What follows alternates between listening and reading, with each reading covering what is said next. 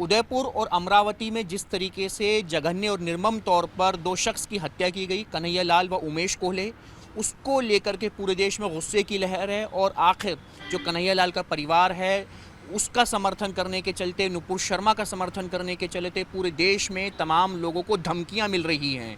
ऐसे में हमारे साथ बीजेपी नेता कपिल मिश्रा हैं, जिनको कल खुद धमकी मिली है। कपिल जी, कल आपके पास में मेल आया है धमकी का और आप मुस्कुरा रहे हैं। डर नाम की कोई चीज़ है अभी दिल में कि नहीं है? नहीं नहीं, डरने की तो खैर कोई बात ही नहीं है। और हम कन्हैया लाल जी के परिवार के साथ खड़े हैं, उमेश कोल्हे जी के परिवार के साथ खड़े हैं, और देश में ये जिहादियों की हिंसा से पीड़ित हर परिवार के साथ खड़े हैं। और इसका अभियान और तेज करेंगे। ऐसी धमकियों से या इस प्रकार की किसी चीज़ से हम रुकने वाले नहीं हैं। तो कल जो मेल आया है उस मेल में लिखा हुआ है कि आपको बख्शा नहीं जाएगा, आपके ऊपर हमला किया जाएगा, तो उसके बाद में सुरक्षा कारणों से कुछ सोचा है इस बारे में? नहीं, देखिए, मैं पुलिस के संज्ञान में ये बात को कल लेके आ गया हूँ। दिल्ली पुलिस कमिश्नर के संज्ञान में ये बात लाई गई है। इसके बाद मुझे लगता है बस हमारा इतना ही फ़र्ज होता है एक नागरिक होने के नाते। और दूसरा बात यह है कि अगर किसी को लगता हो कि ऐसी धमकियां देंगे या डराने की कोशिश करेंगे तो हम में से कोई डरने वाला है?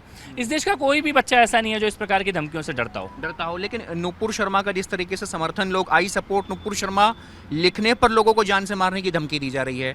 अमरावती हो, लखनऊ हो, कानपुर हो, जम्मू हो, चंडीगढ़ हो, देश के मैप में, नक्शे में जहां उंगली रखेंगे वहां आदमी माफ़ी मांगता हुआ दिखाई दे रहा है। तो ये जो नया प्रचलन है, इतना डर, धमकी, जान से मारने की धमकी और फिर माफ़ी, इस नए प्रचलन पर आप क्या कहते हैं? कैसे हालात में देश जा रहा है? नहीं, देखिए, मैंने कन्हैया लाल जी के परिवार से जब मिला तो मैंने एक बात बोली थी कि जिहादी ना हमें डरा सकते हैं ना हमें हरा सकते हैं। जो इनका एजेंडा है कि दहशत फैला दो, आतंक फैला दो, ये एजेंडा तो सफल नहीं होगा। और इसका जवाब लोगों ने दिया। 14,000 लोगों ने मिलकर जब कन्हैया लाल जी के परिवार का साथ दिया, उमेश कोल्हे जी के परिवार का साथ दिया, तो वो ये दिखा रहे हैं कि हम इकट्ठे हैं। हम हिंसा नहीं कर रहे, लेकिन हम डर भी नहीं रहे हैं। और ये टारगेटेड किलिंग हो रही हैं। ये कोई आइसोलेटेड इवेंट नहीं है। ये सुनियोजित तरीके से, प्लान तरीके से टारगेट करके लोगों को मारा जा रहा है। और इसी प्रकार की एंट्री, इस्लामिक जिहाद की एंट्री और देशों में होती है, उसी को भारत में एक्सपेरिमेंट करने की कोशिश की जा रही है। तमाम लोगों को धमकी दी जा रही है, आपको भी धमकी दी गई है। उदयपुर में जिस तरीके से कन्हैया लाल जी की जघन्य हत्या की गई और फिर उसके बाद में अमरावती में उमेश कोल्हे की हत्या की गई है, इसके बाद पूरे देश में गुस्से की लहर है और लगातार लोगों को आई सपोर्ट नुपुर शर्मा कहने पर धमकियां मिल रही हैं जान से मारने की। ऐसे में बीजेपी नेता कपिल मिश्रा हमारे साथ इस समय मौजूद हैं। कपिल जी, कल आपको भी मेल मिला है, कल आपको भी धमकी मिली है जान से मारने की, क्या प्रतिक्रिया है? मुस्कुरा रहे हैं लेकिन आप तो। नहीं, कोई प्रतिक्रिया नहीं है। ये तो अगर लोगों को लगता हो कि हम कन्हैया लाल जी के परिवार के साथ खड़े हैं, उमेश कोल्हे जी के परिवार के साथ खड़े हैं, तो ऐसी कोई धमकी देगा तो हम रुक जाएंगे या परिवारों की मदद नहीं करेंगे, तो ये अभियान तो और तेज होगा। ये इस प्रकार की धमकियों से हम रुकने वाले नहीं हैं। ये जिहादी हम में से किसी को भी, मैं अपनी बात नहीं कर रहा, भारत के किसी भी बच्चे को, किसी भी बेटे को ना डरा सकते हैं ना हरा सकते हैं। आप कह रहे हैं अभियान तेज होगा, तो ऐसे में तो अभी एक मेल आया है और आपको धमकियां मिलेंगी, तो फिर सुरक्षा कारणों से जो कंसर्न है वो भी तो बढ़ना चाहिए। लेकिन फिर नहीं, देखिए, सुरक्षा के लिए दिल्ली पुलिस के कमिश्नर के संज्ञान में ये पूरा मामला ला दिया गया है। सुरक्षा एजेंसियां इस हिसाब से अपना फैसला ले ही लेती हैं जो उनको लेना हो। लेकिन मुझे ये लगता है कि उनका एजेंडा है दहशत फैलाना, आतंक फैलाना।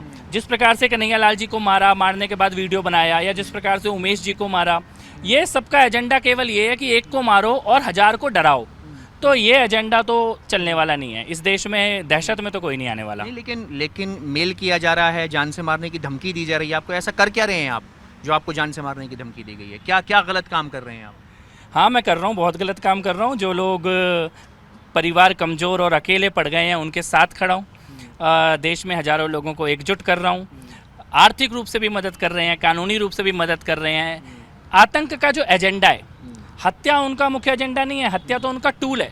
एजेंडा है डर, आतंक, दहशत फैलाना। उसको फेल करने का काम कर रहे हैं और करते रहेंगे।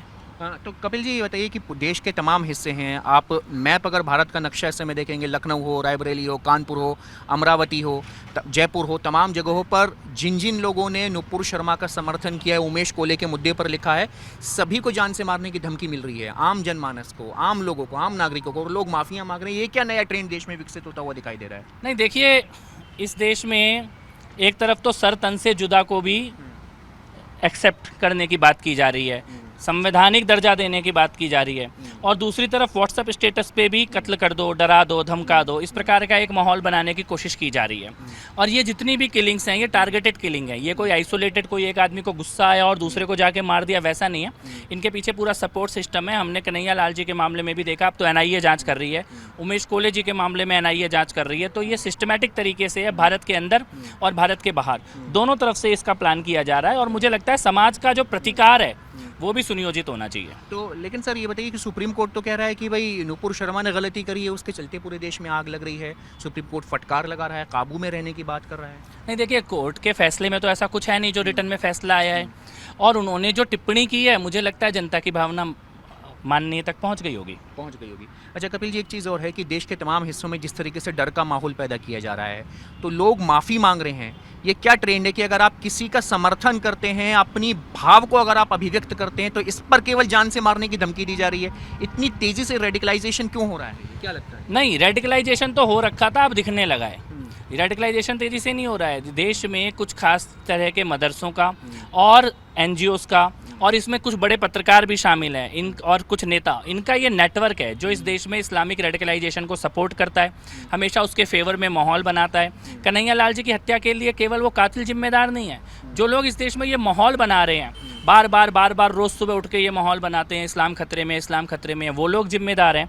और वो इस माहौल को मुस्लिम युवाओं के बीच में प्रमोट कर रहे हैं। और मुझे लगता है कि दहशत का माहौल बनाने की कोशिश तो है, पर डरने वाला कोई नहीं है। आपने 24 घंटे में कन्हैया लाल जी के परिवार को 1 करोड़ रुपए की आर्थिक मदद की है। इतना बड़ा अमाउंट 24 घंटे में कैसे ये संभव हो पाया? नहीं, देखिए, ये लोगों की भावनाएं थी।